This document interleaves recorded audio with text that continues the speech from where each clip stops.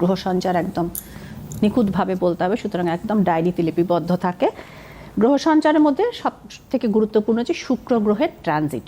শুক্র একটা বড় গ্রহ, বেনিফিট প্ল্যানেট। তো এই শুক্র গ্রহটি 31শে মে তার তুঙ্গস্থ ঘর মীন থেকে মেষ রাশিতে ঢুকবে। আপনাদের অনেকের মনে হতে পারে যে তাতে আমাদের কি খায় না মাথায় দেয়। অবশ্যই আমাদের জীবনের প্রভাব পড়ে, কারণ শুক্র গ্রহের যে পাওয়ারটি রয়েছে, শুধু বিলাসিতা সৌন্দর্য লাক্সারির গ্রহ নয় শুক্র। শুক্রের কাছে সেই বিদ্যা ছিল যেটি হচ্ছে মৃত সঞ্জীবনী বিদ্যা, এবং শুক্রই এমন এক গ্রহ যেটা আমাদের জীবন দিতে পারে। জীবনের কারক হচ্ছে শুক্র।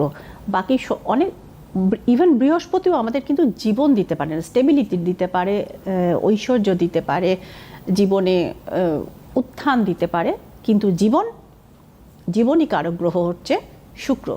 যে আপনার বাড়ি গাড়ি লাক্সারি যাবতীয় থাকলে আপনার জীবনে একমাত্র পরের জেনারেশনকে এনে দেয় শুক্র। অর্থাৎ শুক্রের ভ্যালু কিন্তু এই হিসেবে কিন্তু আমি মনে করি সমস্ত গ্রহের থেকে আলাদা। এবং